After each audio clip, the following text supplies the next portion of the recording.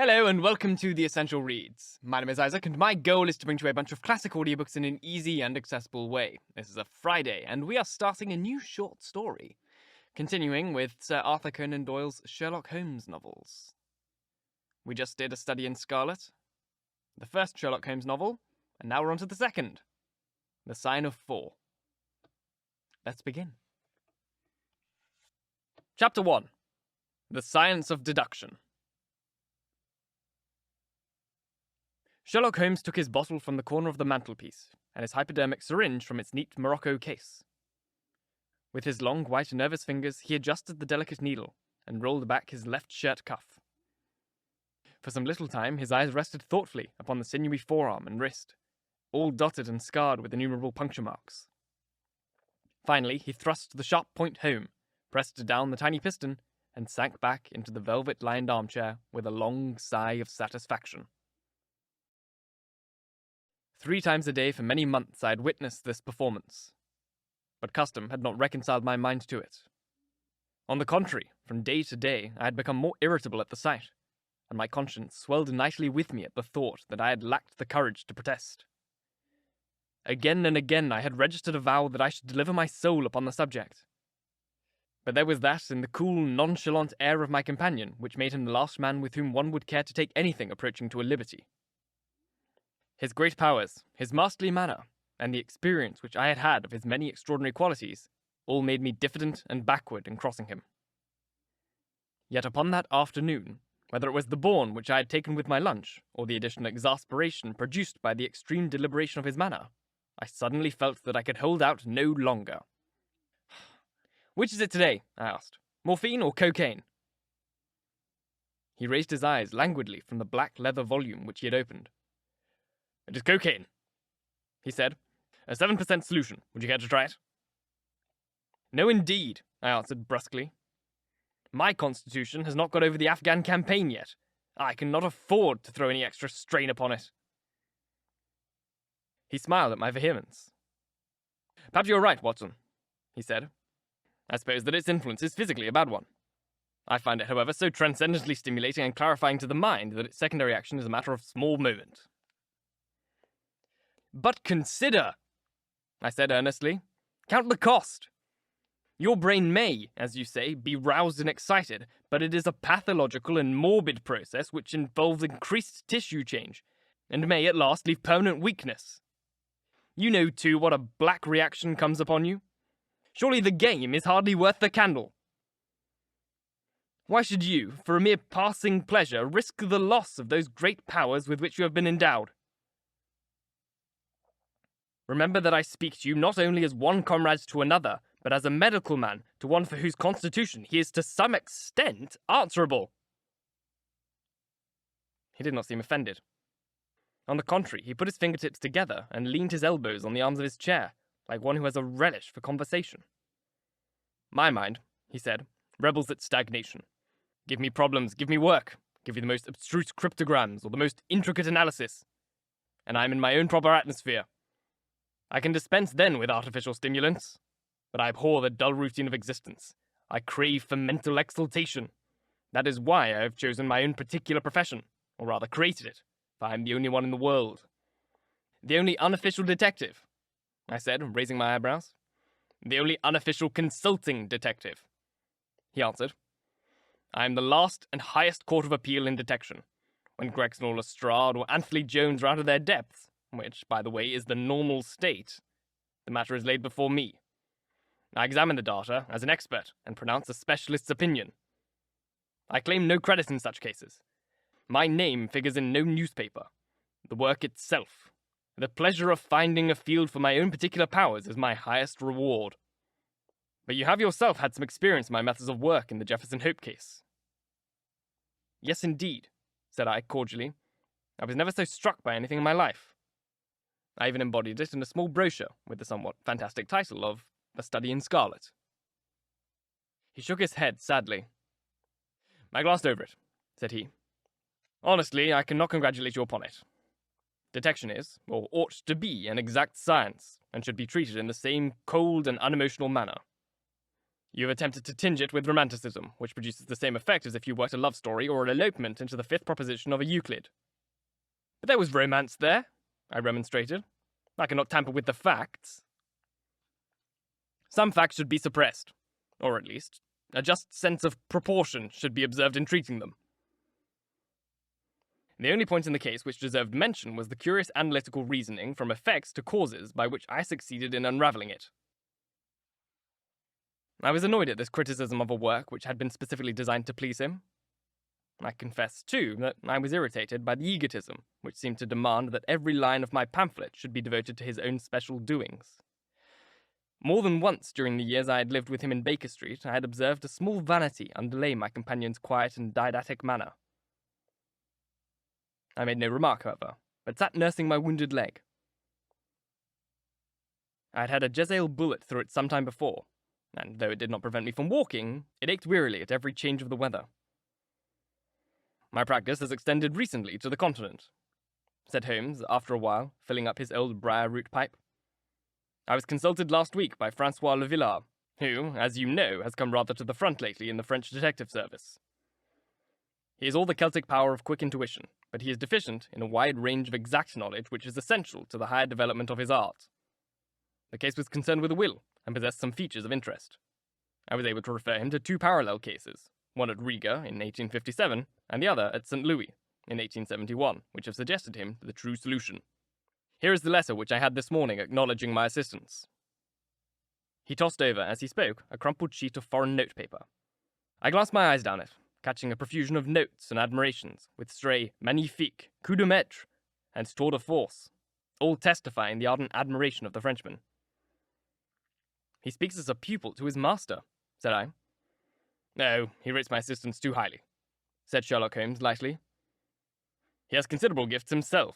He possesses 2 out of the 3 qualities necessary for the ideal detective. He has the power of observation and that of deduction. He is only wanting in knowledge, and that may come in time. He's now translating my small works into French. Your works? Oh, didn't you know? He cried, laughing. Yes, I have been guilty of several monographs. They are all upon technical subjects. Here, for example, is one, upon the distinction between the ashes of various tobaccos. In it, I enumerate 140 forms of cigar, cigarette, and pipe tobacco, with coloured plates illustrating the difference in the ash. It is a point which is continually turning up in criminal trials, and which is sometimes of supreme importance as a clue. If you can say definitely, for example, that some murder had been done by a man who was smoking an Indian lanka, it obviously narrows your field of search. To the trained eye, there is as much difference between a black ash of a trichinopoly and the white fluff of a bird's eye as there is between a cabbage and a potato. You have an extraordinary genius for minutiae, I remarked. I appreciate their importance. Here is my monograph upon the tracing of footsteps, with some remarks upon the uses of plaster of Paris as a preserver of impress. Here, too, is a curious little work upon the influences of a trade upon the form of the hand, with lithotypes of the hands of slaters, sailors, cork cutters, compositors, weavers, and diamond polishers. That is a matter of great practical interest to the scientific detective, especially in the case of unclaimed bodies, or in discovering the antecedents of criminals. But I weary you with my hobby. Not at all, I answered earnestly. It is of the greatest interest to me, especially since I have had the opportunity of observing your practical application of it. But you spoke just now of observation and deduction. Surely the one, to some extent, implies the other. Why hardly?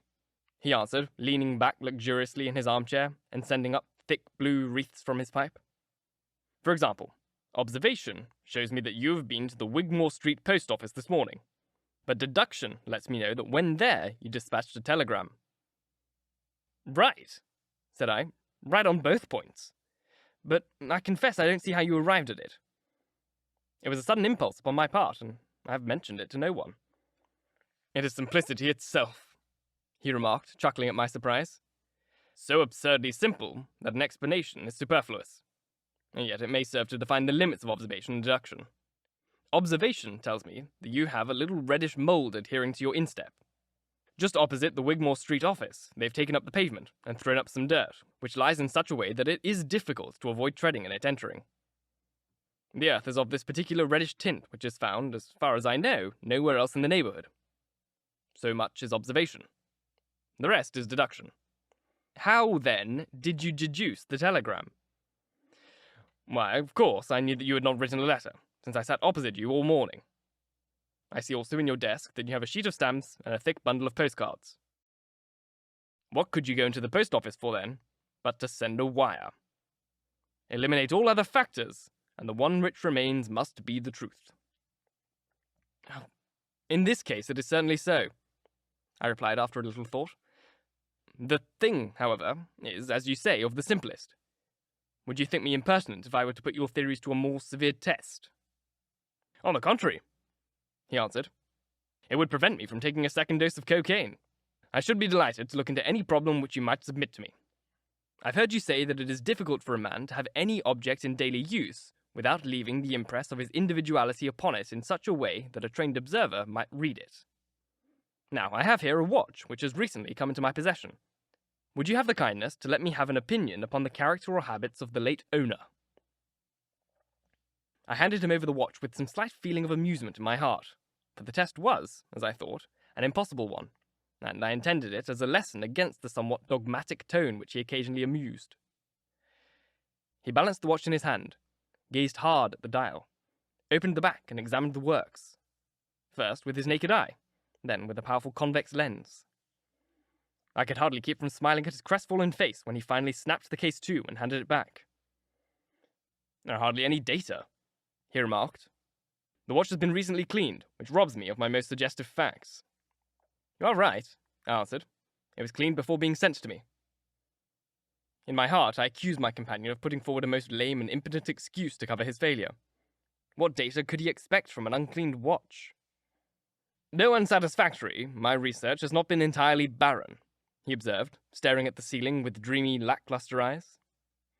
Subject to your correction, I should judge that the watch belonged to your elder brother, who inherited it from your father. You gather that, no doubt, from the HW upon the back. Quite so. The W suggests your own name. The date of the watch is nearly 50 years back, and the initials are just as old as the watch. So it was made for the last generation. Jewellery usually descends to the eldest son, and he is most likely to have the same name as the father. Your father has, if I remember right, been dead many years. It has, therefore, been in the hands of your eldest brother. Right so far, said I. Anything else? He was a man of untidy habits, very untidy, and careless. He was left with good prospects, but he threw away his chances.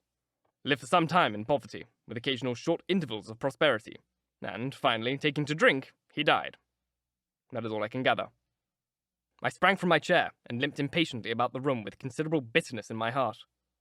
This is unworthy of you, Holmes, I said. I could not have believed that you would have descended to this. You've made inquiries into the history of my unhappy brother, and you now pretend to deduce this knowledge in some fanciful way.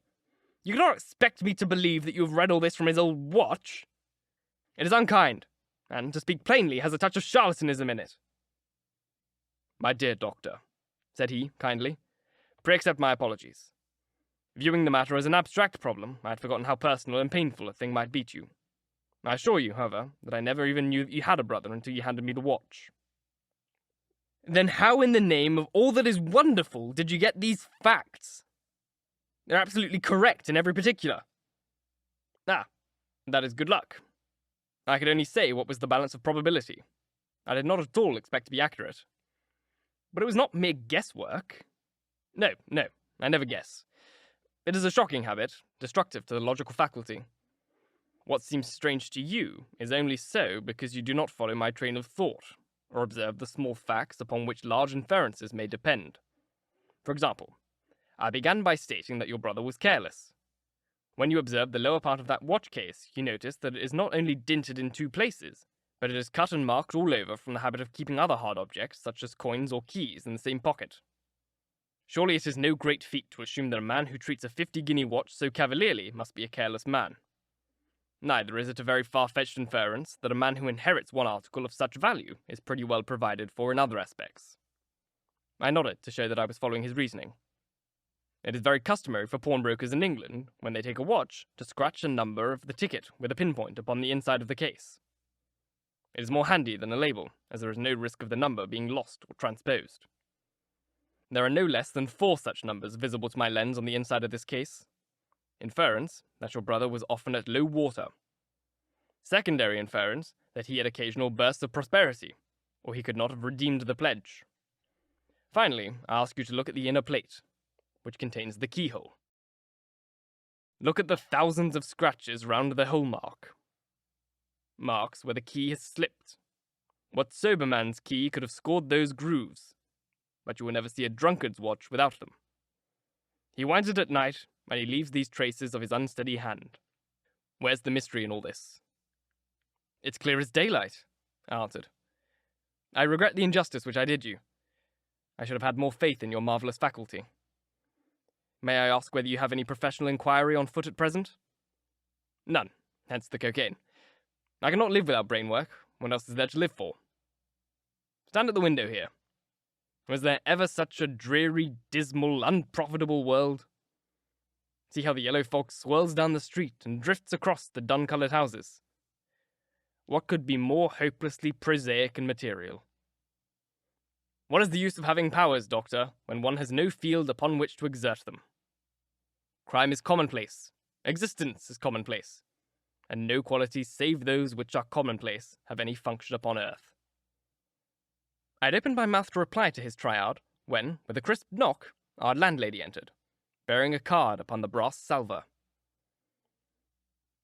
A young lady for you, sir, she said, addressing my companion. Miss Mary Mortison, he read. I have no recollection of the name. Ask the young lady to step up, Mrs. Hudson. Don't go, Doctor. I should prefer that you remain. Thank you so very much for listening. If you enjoyed, please like, comment, share, all that jazz. And if you really enjoyed, do subscribe because there is more to come. About the same amount of chapters in this book as the last one. So, we'll be doing this for another 12 weeks or so. Yeah, 12 weeks or so about that. I really hope you're enjoying these. I love Sherlock Holmes. The stories are great. And, Sir Arthur Conan Doyle was a bit of a loony who hated his character and killed him off and then gave in to peer pressure. So don't feel bad about when you give in to peer pressure. I don't know. Don't do it, but don't feel bad if you do. Anyway, if you like, do all the stuff, do all the things. There's a Ko-Fi link on screen. It's like a donation thing you can do to me because I only get paid for YouTube watches. I don't get paid for podcast listens. Podcast listeners, you can find the link to that in the podcast description notes thing. A description? I don't know what we call it on podcast. Anyway, do the stuff. Help me out. That would be great. Because rent is expensive and food is expensive. And drama school is expensive. My word. Anyway, once again, thank you very much for listening. And until next time, bye-bye.